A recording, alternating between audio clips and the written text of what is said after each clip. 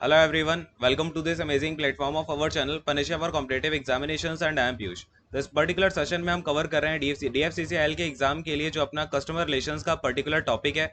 ये आपका 12 क्वेश्चंस का पूछा जाना है, इसको हम यहाँ पे फिलहाल कवर कर रहे हैं। और अभी तक मैंने आपको 9 क्लासेस करा दी हैं, जितना यहाँ पर आपका बेस वगैरह बनना था सारा बन चुका है।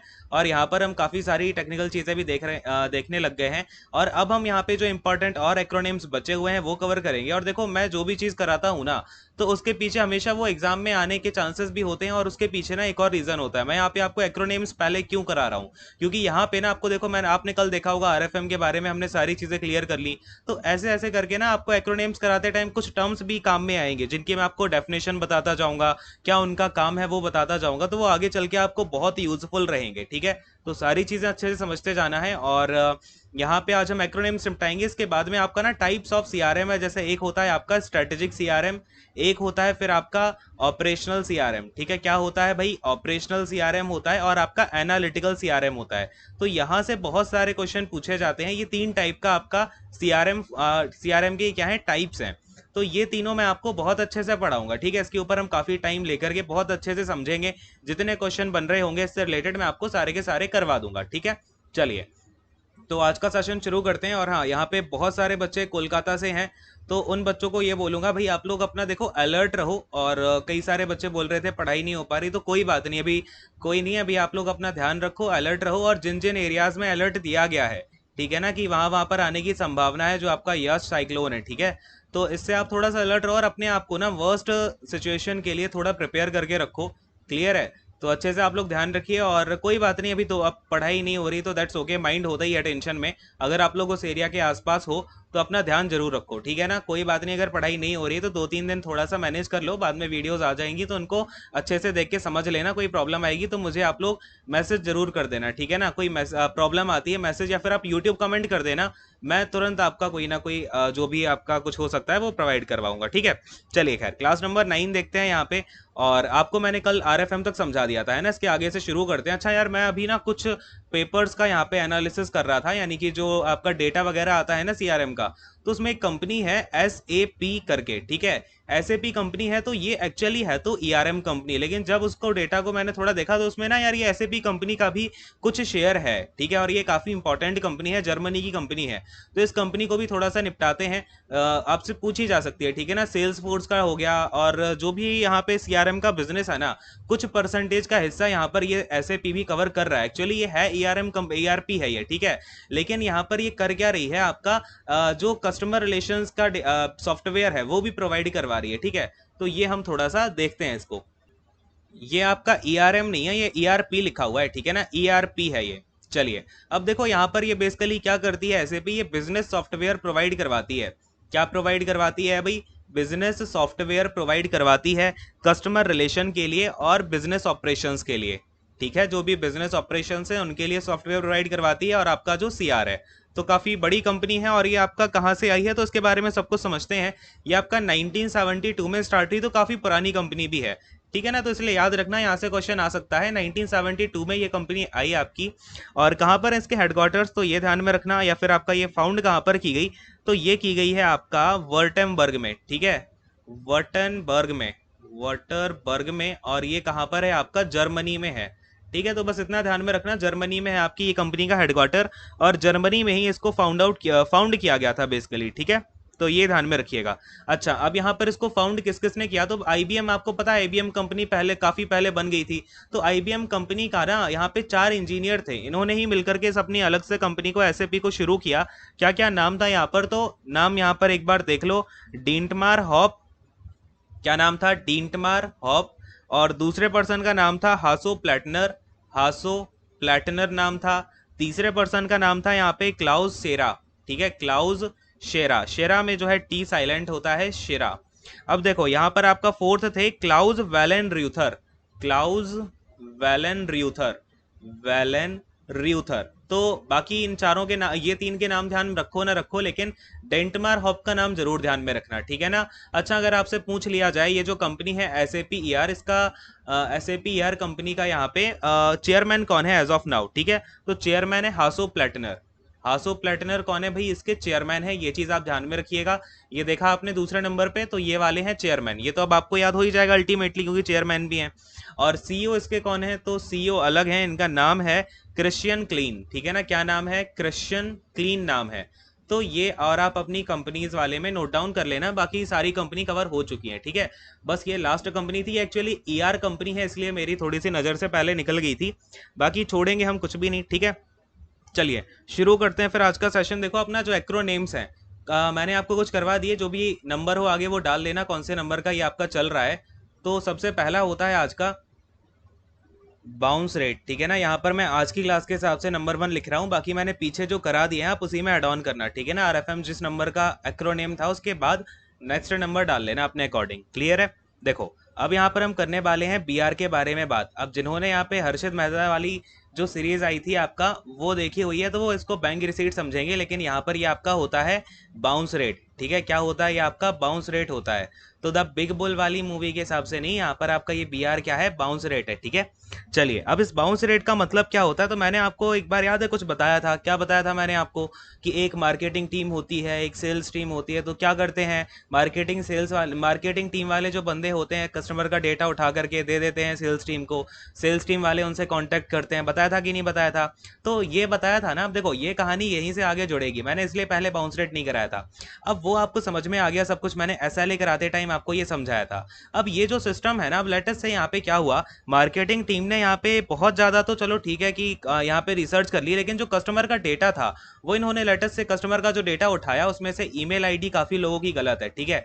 ईमेल आईडी गलत है या फिर लेटेस्ट से जो फ़ोन नंबर है वो गलत है, लेकिन इन्होंने तो अपना डेटा उठा करके दे दिया है ना। डेटा इन्होंने बोला कि चलो मेरे पास में 100 कस्टमर का डेटा है, अब उसमें से सपोज करो 50 कस्टमर का डेटा जो है वो गलत है, उनकी ईमेल आईडी गलत है, उनका फ़ोन नंबर गलत है। तो क्या होगा, ये बेचारा जो सेल्स वाला बंदा है, ये तो इसका जो कन्वर्जन रेशियो होगा, मैंने आपको कन्वर्जन रेशियो भी समझाया हुआ है, तो जो कन्वर्जन रेशियो होगा या फिर कन्वर्जन रेट जो है इस बंदे का वो तो बहुत कम चला जाएगा, क्योंकि 50 कस्टमर तो पहले ही ऐसे चले गए कि उनसे वो कांटेक्ट ही नहीं कर पा रहा है, उनका क्योंकि ईमेल आईडी गलत है। तो जो भी इसने कांटेक्ट करने की कोशिश करी, ईमेल आईडी गलत होने की वजह से, फ़ोन नंबर गलत होने की वजह से, या फिर लेटेस्ट से जो भी आपकी गलत इन्फॉर्मेशन हो उसकी वजह से इसका जो कन्वर्जन रेट है वो कम हो गया, क्योंकि बाउंस हो गया, इसने कांटेक्ट ही नहीं कर पाया, वो तो बाउंस हो गया। तो ये जो आपकी प्रॉब्लम फेस करनी पड़ती है इसको बोला जाता है बाउंस रेट। अरे दिमाग में ये चीज घुस गई क्या, चलो ये मैं आपको एक बार नोट डाउन भी कराता हूँ। यहाँ पर सबसे पहले आप क्या करो कि बाउंस रेट लिखो, बाउंस रेट के नीचे लिखो बाउंस रेट आपके दो टाइप के हो गए, ठीक है ना। एक तो मैंने आपको बताया क्या, ईमेल बाउंस रेट, तो ये हो जाता है आपका ईमेल का बीआर। फिर आपका एक होता है वेबसाइट बीआर, ठीक है ना। तो समझते हैं अब, जैसा मैंने आपको कल बताया था, एक अपना क्या होता है, दो टाइप के मैंने कल क्या बताए थे, आरएफएम बताए थे ना। एक आरएफएम होता है, एक आरएफई होता है, ठीक है। आरएफई और आरएफएम, तो इस तरीके से यहाँ पे आपका एक ईमेल बीआर हो गया, एक वेबसाइट बीआर हो गया। और एक चीज और ध्यान में रखना, ये जो बीआर टर्म है, यानी कि ये जो बीआर आप कहते हो, ये टर्म दिया था आईबीएम कंपनी ने, ठीक है ना। आईबीएम कंपनी ने इसको इंट्रोड्यूस कराया था, तो ये चीज भी अपने माइंड में क्लियर रखना। अच्छा यहाँ पर क्या है, ईमेल बीआर जो है आपका, ये ईमेल वाला सीन हो गया, ये आपको समझ में आ गया होगा। When when a sales team was when a sales team is given a यहाँ पे आप लिख दो ओल्ड ईमेल आईडी, और यहाँ पे आप लिख दो फेक या फिर जो अनऑथेंटिकेट जो आईडी होती है वो प्रोवाइड करवा दी जाती है, ठीक है ना। इस तरीके से नोट डाउन कर लेना। और वेबसाइट बीआर क्या होता है ये चीज़ थोड़ा सा यहाँ पे समझो। अच्छा ये फेक के साथ में क्या लिख लो, इनवैलिड लिख लो, इनवैलिड ईमेल आईडी जो प्रोवाइड करवा दी जाती है उसकी वजह से, विच लीड्स टू, आगे और लिख लो, which leads to poor conversion ratio, which leads to poor conversion ratio, यानी कि जो कन्वर्जन रेशियो है वो बहुत कम हो जाता है, इस वजह से आपका जो यहाँ पे बेसिकली सेल्स टीम को सेल्स करनी होती है वो कम रह जाती है। अच्छा वेबसाइट बीआर क्या होती है, मैं थोड़ा सा नीचे आगे समझा देता हूँ। वेबसाइट बीआर क्या होती है, चलिए देखिए यहाँ पे, लेटेस्ट से मेरी कोई वेबसाइट है, ठीक है, मेरी कोई वेबसाइट बनी हुई है, उस पर कई सारे पेजेस हैं, और एक यहाँ पे एक पर्सन आता है, वेबसाइट को मेरी उस पर क्लिक किया, वेबसाइट के अंदर आया और अगले 1-2 मिनट में ही छोड़ के चला गया। मैंने कल आपको देखो समझाया था आरएफएम कराते टाइम कि कोई पर्सन आया अगर वो 10 मिनट रुकता है तो उसकी इंगेजमेंट ज़्यादा होती है, लेकिन लेटेस्ट से वो 1-2 मिनट रुकता है और उसने कहीं पे क्लिक भी नहीं किया। जो मेरा कंटेंट था, आप कभी भी देखोगे ना, जो अच्छी साइट्स होती हैं उनमें कोई भी आर्टिकल जो लिखा होता है उसके साइड में टाइम भी लिखा होता है कि ये जो रीडिंग टाइम है ना इसका, इस पूरे आर्टिकल का, वो लेटेस्ट से 12 मिनट का है, 5 मिनट मिनट का है, जो भी है, ठीक है। अगर 5 मिनट का ये टाइम था और वो जो बंदा है वो 1 मिनट के बाद ही निकल गया, यानी कि उसकी एंगेजमेंट तो कुछ नहीं थी और ऊपर से उसने दूसरे पेजेस पे क्लिक भी नहीं किया, आपकी वेबसाइट को वो सीधा एग्जिट करके चला गया, तो उसको बोला जाता है यहाँ पर वेबसाइट बाउंस रेट, ठीक है। क्या बोला जाता है? Website bounce rate. किसकी एंगेजमेंट यहाँ पे कुछ भी नहीं होती, यूजर की, ठीक है। तो ये टर्म्स आपको पता होने चाहिए। ये सब टर्म्स क्यों बता रहा हूँ, आपने देखा भाई एग्जाम में आपके इस तरीके के क्वेश्चंस पूछे गए हैं जहाँ पे शॉर्ट फॉर्म वगैरह पूछी गई हैं, तो इंपॉर्टेंट आपको ये सब पता होने चाहिए, ठीक है। आज का जो आपका दूसरा वाला है ये हो जाता है बेंट, ठीक है ना। क्या हो जाता है? बेंट हो जाता है। अब देखो इस बेंट का मतलब क्या, ये आपसे डायरेक्ट फुल फॉर्म ही पूछा जाएगा, इसमें कोई ये प्रोसेस नहीं है। ये बेसिकली क्या होता है, बी का मतलब होता है बजट, बी का मतलब क्या होता है, बजट। ए का मतलब होता है यहाँ पर अथॉरिटी, ठीक है ना। क्या होता है? ए का मतलब अथॉरिटी होता है, एन का मतलब होता है नीड, और टी का मतलब होता है टाइमलाइन, ठीक है। तो ये चीज आप यहाँ पर नोट डाउन कर लो, इन चारों को यहाँ पे। और यूज कौन करता है, ठीक है ना। तो जो आपके सेल्स रिप्रेजेंटेटिव्स होते हैं, क्या होते हैं? सेल्स रिप्रेजेंटेटिव्स, तो यही इसको यूज करते हैं। जैसे मैंने आपको एक यहाँ पर शॉर्ट फॉर्म कराया था पहली वाली एक्रोनिम्स की क्लास में, आइडा का, ठीक है। तो जैसे आइडा जो यूज होता है वो कस्टमर यूज करते हैं, ठीक है ना। कोई यहाँ पर यूजर होता है तो उसका किसी भी सामान को खरीदने की प्रोसेस आइडा में पता चलती है। तो ऐसी जो सेल्स रिप्रेजेंटेटिव होता है वो यहाँ पर बेंट का काम करता है, ठीक है ना। अच्छा, बेंट में ये टर्म्स क्या क्या है एक बार समझा देता हूं। तो यहाँ पर आप समझना, ये बेसिकली कौन टारगेट कर रहे हैं? सेल्स रिप्रेजेंटेटिव टारगेट करते हैं। और सेल्स रिप्रेजेंटेटिव के पास मैंने बताया मार्केटिंग वाली जो टीम है उसने अपनी एक लिस्ट बना के दे दी लेटेस्ट से कि इन इन कस्टमर से आपको कांटेक्ट करना है। अब ये जो सेल्स रिप्रेजेंटेटिव होते हैं इनके लिए जो एक कस्टमर है, यानी अभी जो कस्टमर है वो बना तो है नहीं, ठीक है, तो उसको बोला जाता है प्रोस्पेक्ट, ठीक है। क्या बोला जाता है उसको? वो इनके लिए होता है प्रोस्पेक्ट, यानी कि एक पोटेंशियल कस्टमर छुपा हुआ है उसमें। तो ये उस प्रोस्पेक्ट का, आप ध्यान देना, ये जो वर्ड है ये आपसे पूछा जा सकता है, प्रोस्पेक्ट क्या होता है। तो ये जो भी इनके पास में डेटा आया है, अभी कंपनी का अभी वो कस्टमर तो नहीं बना, लेकिन सेल्स रिप्रेजेंटेटिव की जो भाषा होगी, लैंग्वेज होगी, उसमें उसको बोला जाता है प्रोस्पेक्ट।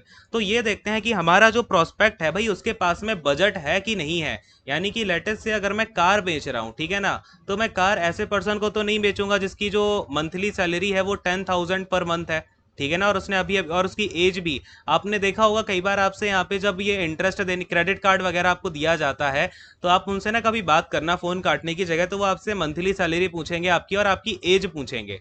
अगर आपकी एज निकली, लेटेस्ट से पर्सन की एज 23-24 ईयर्स निकली, ठीक है, और वो जॉब कर रहा है 10,000 पर मंथ की, तो वो अब कार तो अफोर्ड नहीं कर पाएगा। अगर लेटेस्ट से मेरी कंपनी जो कार बेचती है वो फॉर्च्यूनर की कार्स बेचती है, फॉर्च्यूनर टोयोटा के लिए मुझे यहाँ पे कस्टमर टारगेट करने हैं, तो उनके पास तो बजट ही नहीं है, तो उसको मैं कांटेक्ट क्यों ही करूंगा, है ना। तो उस प्रोस्पेक्ट को ये यहाँ पे कांटेक्ट नहीं करेंगे।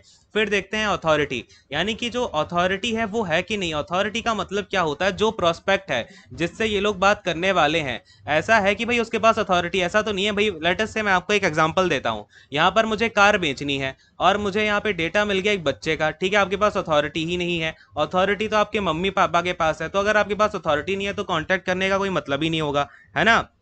यानी कि ये क्या करते हैं? परचेजिंग। अथॉरिटी किस चीज की? परचेजिंग डिसीजन लेने की। यानी कि जो हमारी कंपनी सामान बेचने लग रही है उसको परचेज करने का डिसीजन हमारे ही पास है या फिर किसी और के पास है। अगर बच्चे हैं उनके पास कोई यहाँ पे अर्निंग का सोर्स नहीं है तो उसकी अथॉरिटी क्या उनके पास होगी? नहीं होगी। और यहाँ पर फिर ये सेल्स रिप्रेजेंटेटिव उससे भी कांटेक्ट नहीं करेंगे, यानी कि उनके प्रोस्पेक्ट के पास अगर अथॉरिटी नहीं है। अच्छा, फिर आता है यहाँ पर नीड, यानी कि जो अगला मेरा प्रोस्पेक्ट है ये लोग देखते हैं उसके पास में नीड है कि नहीं है। यानी कि मैं जिस बिजनेस को बेच रहा हूँ, यहाँ पे एक बार नोट डाउन कर लो, डिटरमाइंस डिटरमाइंस वेदर, क्या लिख रहा हूं मैं यहाँ पे? Determines weather. हिंदी वाले समझ लो ध्यान से, इसको आप नोट डाउन करना अपनी लैंग्वेज में। ये डिटरमाइन करता है कि क्या आपके पास में क्या है भाई, there is a need, whether there is a need. किस चीज की नीड भाई? For what you are selling, for what you are selling, you are selling, यानी कि मैं जो चीज बेच रहा हूं, यहां पर ये यू किसके लिए यूज किया गया है? जो मेरी सेल्स टीम है, यानी कि मैं एसटी लिख देता हूं इसको। तो मेरी जो सेल्स टीम चीज बेचने लग रही है उसको खरीदने की यहाँ पे जरूरत भी है। लेटेस्ट से मैं कार बेचने तो चला गया, लेकिन वो जो अगला आदमी है वो पहले से 4 कार लिए बैठा है, ठीक है, और उसने रिसेंटली सारी की सारी कार जो है परचेज की हुई है, तो मैं उसको इतनी प्रायोरिटी पहले नहीं दूंगा। 4 कार छोड़ो, 4 कार वाला तो हो सकता है उसको कार लेने का शौक हो तो उससे कांटेक्ट किया जा सकता है, लेकिन कोई लेटेस्ट से किसी पर्सन की जो सैलरी है वो 25,000 पर मंथ है, उसकी एज यहाँ पर 28 ईयर्स की है, और यहाँ पे उसने अभी रिसेंटली एक कार खरीदी हुई है अच्छी खासी बजट में 10 lakhs वाली, ठीक है। तो अब क्या होगा, मैं क्या इस पर्सन से कांटेक्ट करना प्रेफर करूंगा कि भाई इनकी सैलरी तो लगभग उतनी ही और इन्होंने बढ़िया पैसा जमा करके इतनी मुश्किल से एक कार खरीदी, हो सकता है ईएमआई पे खरीदी हो, तो क्या उसको नीड होगी दूसरी कार की? नहीं होगी भाई उसको नीड, तो वो भी मेरे लिए यहाँ पे कांटेक्ट करना इतना ज्यादा ठीक नहीं रहेगा वो वाला प्रोस्पेक्ट। बात समझ पाए? अच्छा, अब आता है फिर आपका last timeline.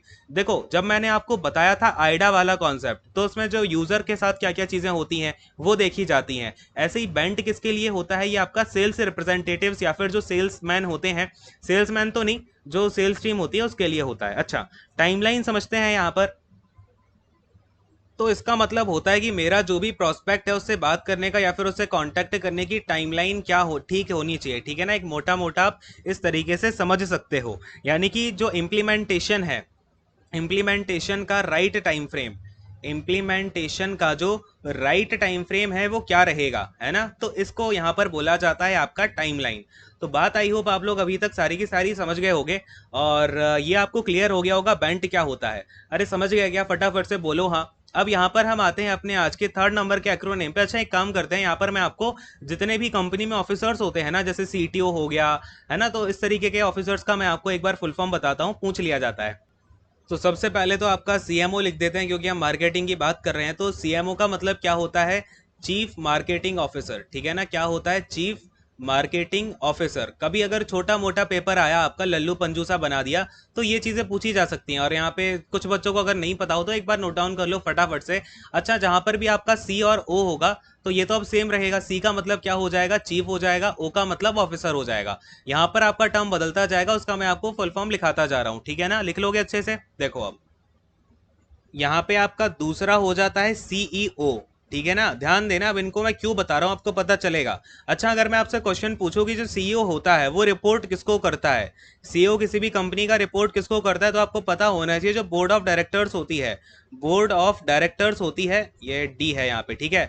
Board of directors होती है, उनको रिपोर्ट करता है सीईओ कंपनी का। और इसका फुल फॉर्म क्या होता है? चीफ और ऑफिसर तो पता है ना, यहाँ पे बीच में डाल देना एग्जीक्यूटिव।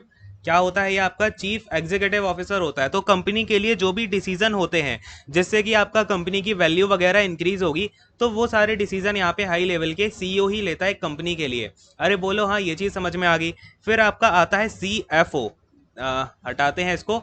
यहाँ पर आपका ये कौन सा हो गया? 4th वाला हो गया। अब 5th वाला देखते हैं, सीएफओ। सीएफओ का मतलब क्या होता है? चीफ। अब ये सी और ओ का मतलब सबको पता चल गया ना। यहाँ पर मैं आपका मतलब लिख रहा हूँ सीधा फाइनेंशियल। तो जो चीफ फाइनेंशियल ऑफिसर होता है वो होता है आपका सीएफओ। और इसका क्या बेसिकली जो इसका काम है वो क्या होता है? किसी भी कंपनी के लिए जो फाइनेंशियल रिस्क हैं, क्या है भाई? जो फाइनेंशियल रिस्क हैं उनको पहले से डिटेक्ट करना, यानी कि आपकी कंपनी को क्या क्या यहाँ पे अफेक्ट कर सकती है चीज़ें फाइनेंशियली, उनको यहाँ पर ये क्या करता है? यहाँ पे डिटेक्ट करता है। और ये किसको रिपोर्ट करेगा? सीएफओ। तो ये रिपोर्ट करता है सीईओ को और जो बोर्ड ऑफ डायरेक्टर है उनको भी, ठीक है ना। Board of directors. अच्छा, कहीं कहीं आपको बीओडी भी लिखा दिख जाएगा, तो board of director he BOD बोला जाता है, बी स्मॉल ओ और कैपिटल डी, ठीक है। अच्छा, अब ये फाइनेंशियल रिस्क भी देखता है। और अगर आपका कंपनी की कोई फाइनेंशियल स्टेटमेंट देनी है, क्या देना है? फाइनेंशियल स्टेटमेंट देनी है, तो जो फाइनेंशियल स्पोक्स पर्सन होता है किसी भी कंपनी का, वो भी सीएफओ ही होता है, स्पोक्स पर्सन, ठीक है। तो ये चीजें हो गई। फिर आपका आता है 6th नंबर पे, सीएफओ हो गया। फिर आपका आता है सीआईओ, ठीक है। सीआईओ का मतलब क्या होता है? Chief information. यहां पर क्या होता है आपका? Chief information officer. Information officer लिख लेना खुद से, ठीक है। बाकी देखो, अब ये चीफ इंफॉर्मेशन ऑफिसर का काम क्या होता है? तो ये सबसे सीनियर मोस्ट एग्जीक्यूटिव होता है। ये एक कंपनी जितनी भी information technology and computer systems का यूज कर रही है, ये सभी इसके अंडर में आते हैं, ठीक है ना। यानी कि जो भी आईटी सेक्टर है वो इस ऑफिसर के अंडर आता है, जो भी अपना कंपनी है उसका, ठीक है ना। क्लियर हुआ ये? तो जो भी आपका टेक्निकल बेनिफिट होता है किसी भी कंपनी का, कि किसी कंपनी को जो टेक्नोलॉजी है वो कितना बेनिफिट करेगी, क्या जो हमारी कंपनी टेक्नोलॉजी यूज कर रही है उसका कुछ हमारी कंपनी को फायदा मिल भी रहा है या फिर उसको हमें अपग्रेड करना पड़ेगा, या क्या कुछ चीजें हैं, वो आपका सारी की सारी सीआईओ देखता है, ठीक है ना। चलिए अब आते हैं सीओओ पे। फिर होता है आपका क्या, एक COO होता है। इसका मतलब होता है चीफ और ऑफिसर लगा देना, ओ का मतलब हो जाता है ऑपरेटिंग, ठीक है ना। क्या हो जाता है, ओ का मतलब ऑपरेटिंग हो जाता है। अब ये जो आपका ऑफिसर होता है CEO, ये किसको रिपोर्ट करता है, तो ये करता है CEO को रिपोर्ट, ठीक है। किसको करता है, अकेले CEO को रिपोर्ट करता है। और ये किसी भी कंपनी में सेकंड इन कमांड होता है, ठीक है। Second in command of any company, second in command of any company. अब ये जो सारे के सारे टर्म्स है ना, ये मैं आपको क्यों बता रहा हूँ, क्योंकि अभी आपका आगे चल के ये सभी के सभी टर्म्स यूज होंगे। कि अगर मैं आपसे कहूंगा CIO का मतलब क्या है, तो आप बैठे रहोगे, अब उसका मतलब ही नहीं आ रहा। या फिर आपका कभी कभी पेपर में भी इसके फुल फॉर्म पूछ लिए जाते हैं, ठीक है। तो आपको पता होना चाहिए कि अगर मैं इसकी बात कर रहा हूँ तो ये है क्या।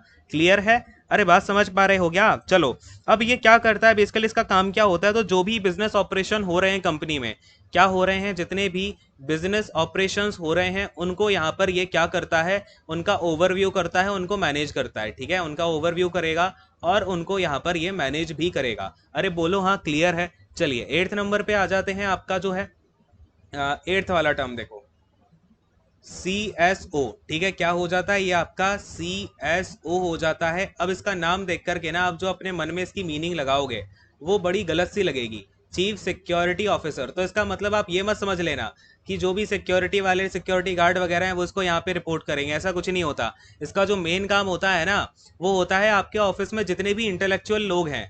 जैसे कि आपने देखा होगा कई सारी कंपनीज में बहुत सारे इंटेलेक्चुअल लोग होते हैं जिनका कंपनी को बहुत बेनिफिट मिलता है।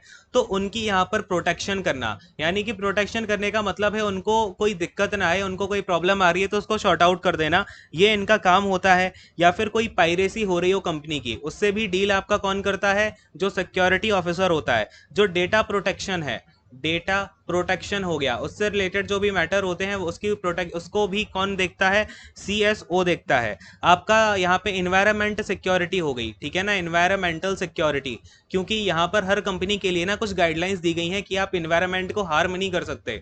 तो ये सभी मैटर देखने के लिए भी CEO अपने अंडर में रखता है। अरे बोलो हाँ, क्लियर है क्या। इसके बाद में आपका हेल्थ का सेक्शन हो गया, ठीक है। तो हेल्थ वगैरह जो भी है, तो ये सभी के सभी मैटर किसके अंडर आते हैं, CSO के अंडर आते हैं। अरे बोलो हाँ, क्लियर है। इन सभी के ऊपर कोई भी पॉलिसी निकलेगी तो वो पॉलिसीज वगैरह भी यहाँ पर कौन मैनेज करेगा, ये आपका जो CSO है वही मैनेज करेगा। क्लियर हो गया क्या। चलिए अब आते हैं यहाँ पर। अब ये यहाँ पर ये जो टर्म है एक CTO ना, किसी किसी कंपनी में होता है, किसी किसी कंपनी में नहीं भी होता है। तो ये बेसिकली जो आपका डेटा से रिलेटेड होती है, चीफ तो पता ही हो, ठीक है। टेक्नोलॉजी हो जाता है T से, क्या हो जाता है T से, टेक्नोलॉजी। तो ये जो आपका ऑफिसर होता है, ये बेसिकली जो भी टेक्नोलॉजिकल इश्यूज हैं ऑर्गेनाइजेशन के, जो कंपनीज आपका कौन से टेक्नोलॉजी बेस्ड होती है ना, टेक्नोलॉजी बेस्ड कंपनीज होती हैं, तो वहां पर ये ऑफिसर ज़्यादा यहाँ पे रखा जाता है। बाकी जो नॉर्मल कंपनीज होती हैं उनमें CTO को नहीं रखा जाता, ठीक है। तो जो भी ऑर्गेनाइजेशन की टेक्नोलॉजी वगैरह है उसके ऊपर जो भी डिसीजन लेगा आपका CTO लेता है, ठीक है। तो ये जितने भी टर्म्स से आपकी कंपनी के जो हेड वगैरह होते हैं उनसे पता चल गए। और अब इनको अच्छे से आप याद में रखेंगे, जहां भी मैं आपसे बोलूँ CTO CIO, सबके मतलब आपको अब पता होने चाहिए, ठीक है। तो अपना यहाँ पर अब 11th नंबर पे आ जाता है। 11th नंबर पे क्या आ जाएगा, CTA। CTA का मतलब होता है कॉल टू एक्शन, ठीक है ना। क्या होता है, कॉल टू एक्शन होता है। अब इसका मतलब क्या है कॉल टू एक्शन का, ठीक है। अब यहाँ पर हम जो भी टर्म्स यहाँ पे डिस्कस करने वाले हैं वो आपका कस्टमर रिलेशन मैनेजमेंट के अकॉर्डिंग मैंने आपको बताया। अब जो है सारा का सारा डेटा आपका ऑनलाइन हो चुका है, तो ऑनलाइन वेबसाइट आपका क्या क्या टर्म्स यूज करती हैं वो आपको पता होना चाहिए। ये चीज़ें मैंने ऑब्जर्व करी हैं आपका 2016 वाले पेपर जो आपका हुआ था ना, ये अपना DFCCIL का एग्जीक्यूटिव वाला, तो उसमें आपके क्वेश्चन यहाँ से पूछे गए थे। जैसे इन्होंने CTR वगैरह से कहीं कुछ क्वेश्चन पूछा है, ठीक है। तो CTR हो गया, PPC हो गया, PPA हो गया, ये सभी अब हमें एक बार एक्रोनिम्स वगैरह पता होने चाहिए, ठीक है। तो कॉल टू एक्शन क्या होता है पहला पढ़ेंगे। यहाँ पर ना आपकी लेटर से कोई वेबसाइट है, ठीक है। आपकी कोई वेबसाइट है, आप देखोगे वेबसाइट वगैरह में एक लिंक पड़ी रहती है, ठीक है ना। उस लिंक को आप जैसे ही क्लिक करोगे तो वो आपको उसका देखो, लिंक भी हो सकती है, कोई बटन भी हो सकता है, या फिर वो आपका कोई इमेज भी हो सकती है, ठीक है। तो वो क्या करता है, आपको किसी और किसी पेज पे आपको वो लैंड करा देगा जहां से आप कोई सामान खरीद सकते हो, ठीक है ना। जहां से आप क्या करोगे, कोई परचेज करोगे, क्या करोगे, कोई चीज़ परचेज करने के लिए यहाँ पर एक पेज रहता है। आप किसी वेबसाइट पे सर्च कर रहे हो कुछ, और वहाँ पे आपने सडन से क्लिक किया और आप किसी और पेज पर पहुँच गए जहाँ पे किसी सामान को आपसे परचेज करने के लिए बोला जा रहा है, या फिर आपसे क्या बोला जा रहा है कि डाउनलोड कर लो कोई चीज़, ठीक है ना। डाउनलोड करने के लिए, परचेज करने के लिए, फिर जो भी चीज़ है ऐसा कुछ आपको रहेगा, वहाँ पर आप पहुँच जाओगे, ठीक है। तो जैसे ही आप इस वाले पेज पे पहुंचे, यहाँ पे आप क्या कर पाओगे भाई, अपना एक्शन परफॉर्म कर पाओगे, या तो खरीदने का कोई चीज़, कोई आपको लेटर से ई बुक दी गई है तो उसको आप यहाँ से डाउनलोड कर पाओगे, ठीक है, कोई सामान है तो उसको परचेज कर पाओगे, तो ये एक्शन यहाँ पे हो रहा है। तो ये जो यहाँ पे पहला बटन होता है, ठीक है, पहला यहाँ पे बटन कह लो, लिंक कह लो, उसको इमेज कह लो, उसको क्या बोला जाता है, कॉल टू एक्शन बोला जाता है, ठीक है। तो ये तो आपको समझ में आ गया कॉल टू एक्शन क्या होता है, बट ध्यान अकेला ये रखना है इसका फुल फॉर्म क्या है, ठीक है, ज़्यादा इसके अंदर नहीं पूछा जाएगा आपसे एग्जाम में। 12th वाले की बात करते हैं, यहाँ पर आपका आ जाएगा CTR, ठीक है, क्या आ जाता है हमारा यहाँ पर CTR। CTR का मतलब क्या होता है, क्लिक थ्रू रेट, ठीक है, क्या होता है इसका मतलब, क्लिक थ्रू रेट होता है। अब ये क्लिक थ्रू रेट क्या होता है समझते हैं। यहाँ पे लेटेस्ट से मेरी कोई वेबसाइट है या फिर यहाँ पर मैंने ईमेल भेजा, ठीक है, अपने किसी कस्टमर को ईमेल भेजा, समझाता हूँ दोनों एस्पेक्ट में। यहाँ पर अगर मैंने ईमेल भेजा है तो वो ईमेल मेरे भेजे हुए लेटर से मैंने 100 मेल यहाँ पर भेज दिए, ठीक है, क्या किया मैंने 100 मेल भेज दिए, और फिर यहाँ पे मुझे जो क्लिक करने, यानी कि मैंने 100 मेल में जो है अपनी कंपनी के बारे में यहाँ पे ऑफर वगैरह देके कस्टमर को भेज दिया, एक लिंक चिपका दी कि यहाँ पे जाओगे आपको ऑफर मिलेगा, आप बाई कर पाओगे। तो उसमें जितने कस्टमर यहाँ पर क्लिक करेंगे उस लिंक को, उन्हें हम बोलेंगे लेटर से 100 में से आपका यहाँ पे 40% ने क्लिक किया, तो जो हमारा CTR हो जाएगा वो हो जाएगा 40%, ठीक है, कितना हो जाएगा 40%। ऐसे ही आपका क्या होता है, किसी भी वेबसाइट में, कोई वेबसाइट है आपकी, कोई पर्सन आपका वेबसाइट के अंदर एंटर होता है। अब एंटर होने के बाद में आपने यहाँ पे क्या किया था, अपनी वेबसाइट में एक लिंक लगा रखी थी, यहाँ पे एक लिंक लगा रखी थी अपना प्रोडक्ट परचेज करने के लिए। तो यहाँ पर कितने कस्टमर इस वेबसाइट के अंदर आए, लेटेस्ट से यहाँ पे 1000 कस्टमर इस वेबसाइट के अंदर आते हैं, और यहाँ पे बस 10% जो है इस प्रोडक्ट की लिंक पे क्लिक करते हैं, बाई तो छोड़ो, बस यहाँ पे 10% ने यहाँ पे क्लिक किया, तो जो हमारा CTR होगा वो कितना हो जाएगा, 10 अपॉन का 1000 इंटू में 100, यानी कि कितना हो गया, 2 जीरो से 2 जीरो ये गए, और कितना हो गया, ये 1% निकल के आ गया। तो इसे हम बोलते हैं क्लिक थ्रू रेट। समझ में आया क्या, अरे बोलो हाँ, ठीक है। तो CTR का ही फुल फॉर्म आपसे पूछा गया था। बाकी आते हैं थर्ड वाले पे, इससे रिलेटेड हम सारा का सारा निपटा लेते हैं, है ना। तो ये हो जाएगा आपका PPC, ठीक है, क्या हो जाता है PPC। PPC का फुल फॉर्म होता है पे पर क्लिक। क्या होता है, पे पर क्लिक। इसमें क्या होता है, जैसे लेटेस्ट से मेरी कोई कंपनी है, मुझे यहाँ पे एडवर्टीजमेंट करानी है, तो मैं जाकर के एडवर्टीजमेंट कराने के लिए मैंने बोला यहाँ पे मैं कहीं भी एडवर्टाइज करा सकता हूँ, किसी की भी वेबसाइट पे करा सकता हूँ, किसी ऑनलाइन प्लेटफॉर्म पे करा सकता हूँ। और मैंने बोला कि जब मेरे यहाँ पे क्या होगा कि 2000 क्लिक हो जाएंगे, मैं जो वेबसाइट दिखा रहा हूँ अपनी, या फिर मैंने जो भी ऐड डाला हुआ है, यानी कि मैं जो भी ऐड डालूंगा लिंक के फॉर्म में ही डालूंगा, तो जितनी बार यहाँ पर लिंक क्लिक किए जाएंगे, लेटेस्ट से अगर 2000 टाइम्स आपके लिंक क्लिक किए गए, तो मैं आपको यहाँ पर क्या करूंगा, 80 रुपीज़ दूंगा, ठीक है, मैंने क्या बोला, 80 रुपीज़ दूंगा 2000 बार जो आपके ऐड दिखाया जाएगा आपकी वेबसाइट पे, उस पर क्लिक करने के। ध्यान देना ये क्या हो रहा है, क्लिक करने के बारे में बात करी जा रही है, तो इसको बोलते हैं पे पर क्लिक, ठीक है, समझ में आया। क्या होता है, ये आपका पे पर क्लिक होता है बेसिकली। और यहाँ पे जो भी सोशल मीडिया साइट्स हो गई, फेसबुक हो गया, यूट्यूब हो गया, और दुनिया जहान की जो भी साइट्स होती हैं, ट्विटर हो गया, ठीक है, यहाँ पर आपका जो भी ऐड दिखाए जाते हैं उनमें इस तरीके से बिडिंग कराती है एक कंपनी। ध्यान, समझ रहे हो ये वाली चीज़। तो यहाँ पर अब आते हैं अपने 14th नंबर के एक्रोनेम पे।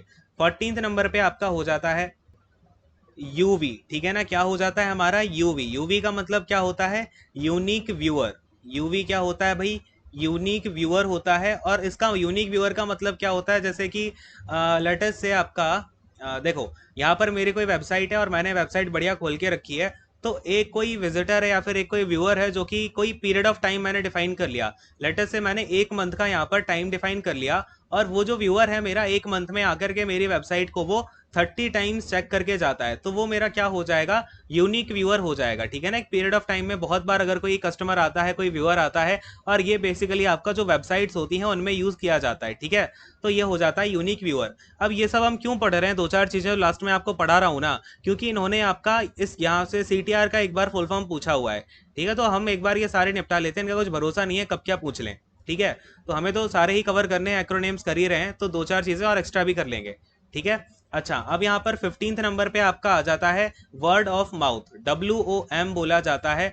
WOM क्या होता है, आपका वर्ड ऑफ माउथ होता है, वर्ड ऑफ माउथ। इसके लिए अब जो वर्ड ऑफ माउथ है ना, इसको लेकर के भी आपकी एक प्रोसेस बताई गई है कस्टमर रिलेशन में, वो मैं आपको कल डिस्कस कराऊंगा, उसके लिए ही मैं आपको यहाँ पे ये वर्ड बता रहा हूँ, word of mouth. Word of mouth basically क्या होता है ना, जैसे लेटेस्ट से कोई कंपनी है, उसने बहुत अच्छा प्रोडक्ट निकाल दिया, ठीक है, बहुत ज़्यादा अच्छा, एकदम ज़बरदस्त उसका जो है प्रोडक्ट है, और जो उसकी सर्विसिंग है वो भी बढ़िया बढ़िया है, कस्टमर बिल्कुल खुश हो गया है, तो वो क्या करेगा, उसको वो कस्टमर जाकर के खुद ही दूसरे कस्टमर्स को बताएगा, यानी कि दूसरे जो पर्सन है ना उनको जाकर के बताएगा कि अरे इस कंपनी का प्रोडक्ट लो। जैसे लेटेस्ट से मैंने कोई कार खरीदी, ठीक है, मैंने यहाँ पर कार खरीदी फोर्ड की और मुझे बहुत अच्छी सर्विसिंग मिल गई, उसका माइलेज बढ़िया मिल गया और बहुत स्मूथ चलती है, सब कुछ है, ठीक है।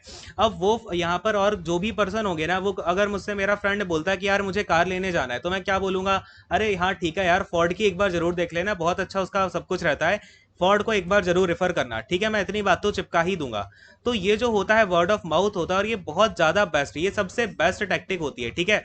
तो जो वर्ड ऑफ माउथ है वो यहाँ पे जो सबसे बेस्ट कंपनीज होती है ना, वो वर्ड ऑफ माउथ पे ही बन रही होती है, क्योंकि जिसका प्रोडक्ट अच्छा ना तो मार्केट में टिक ही जाता है, जिसका प्रोडक्ट खराब होता है वो मार्केट में नहीं टिक पाता, ठीक है। वो चाहे जितनी एडवर्टीजमेंट कर ले, दुनिया जहान के कस्टमर के डेटा खरीद ले, ये कर ले वो कर ले, कस्टमर सीआरएम अगर तगड़ा लगाएगी तो बात अलग, बाकी उनका कस्टमर रिलेशनशिप मैनेजमेंट जो होता है वो भी टिक नहीं पाता, क्योंकि अगर आप अच्छा प्रोडक्ट ही नहीं दोगे तो कहाँ से टिकेगा, ठीक है। तो जो बेस होता है वो वर्ड ऑफ, वो अच्छा आपको प्रोडक्ट ही देना होता है, तो ऐसे ही धीमे धीमे जो है वर्ड ऑफ माउथ की प्रोसेस चल रही होती है, ठीक है। तो ये भी आपका एक बहुत इंपॉर्टेंट पार्ट है सीआरएम का, वर्ड ऑफ माउथ, ध्यान में रखोगे सभी लोग। अरे बोलो हाँ, क्लियर है। चलिए अब यहाँ पर आपके जो बाकी के कल की क्लास में हम फाइनल करेंगे, फाइनल किसको करेंगे फाइनल, अपना जो एक्रोनेम्स वगैरह हैं, ठीक है ना, एक्रोनेम्स जितने भी हैं कल की क्लास में फाइनल खत्म करके फिर हम करेंगे यहाँ पे जो अपने टाइप्स हैं सीआरएम के, ठीक है ना। तो ये भी अच्छे से निपटाएंगे, फिर जो और भी आपके इंपॉर्टेंट टाइप्स बनेंगे वो करवाने के बाद में टेंशन मत लो, मैं आपको क्वेश्चंस अलग से करवाऊंगा, ठीक है ना। कुछ नहीं छोड़ेंगे इसमें सीआरएम में, जो क्वेश्चंस हैं इंपॉर्टेंट क्वेश्चंस आए हुए हैं, अलग अलग पीएसयूज में पूछे गए हैं, ठीक है ना। जहां जहां पर भी आपके पीएसयूज में या फिर जितनी भी कंपनियों में, जैसे जब आपका जो इंटरव्यू वगैरह लिया जाता है, जो क्वेश्चन वहां पे पूछे जाते हैं इंटरव्यू से पहले, जो ऑब्जेक्टिव फॉर्मेट में क्वेश्चन पूछे जाते हैं ना, उस टाइप के क्वेश्चन भी आपको इंक्लूड करवा के कंपनीज के, बड़े बड़े जो कंपनीज होती हैं उनमें जो होते हैं वो सब करवा दूंगा, ठीक है। कुल मिला के हम फाइनल सारा कर लेंगे, और जो आपके स्कूल वगैरह में ऑब्जेक्टिव दिए जाते हैं कॉलेजेस वगैरह में, वो भी करवा दूंगा। तो जो इंपॉर्टेंट होगा, जो क्रक्स होगा वो सब करवा दूंगा, इतनी टेंशन मत लो, बस आराम से जो भी लेकिन दे रहा हूँ ना उसको ग्रैस्प करते जाओ, एक एक दिन में जितना भी दिया जा रहा है उसको इतने अच्छे से दिमाग में बैठा लो कि अगली बार जब मैं जिस भी चीज का जिक्र करूँ ना तो आपके माइंड में बिल्कुल घुसा होना चाहिए, हाँ भाई इसका मतलब तो ये होता है, ठीक है ना। चलिए खैर, अब आज का सेशन यहीं पे एंड करूंगा, और अच्छे से अपना ध्यान रखिए। देखो यश साइक्लोन भी आ रहा है, यश तो नहीं है, याश क्या है ये, ठीक है। तो इसका अपना सेफ रहो, और ठीक है प्रिपेयर करो अच्छे से वर्स्ट कंडीशन के लिए, सो दैट आप जब भी कुछ हो प्रॉब्लम वगैरह तो उसको फेस कर पाओ, ठीक है। तो बस अच्छे से पढ़ते रहिए और मेहनत करते रहिए, मेहनत के अलावा और आपके पास कुछ काम नहीं है। और मैंने बताया था मैथ वगैरह आप लोग करो, तो मैंने देखा कई सारे बच्चे मैथ्स वगैरह कर भी रहे हैं, तो बहुत अच्छी बात है।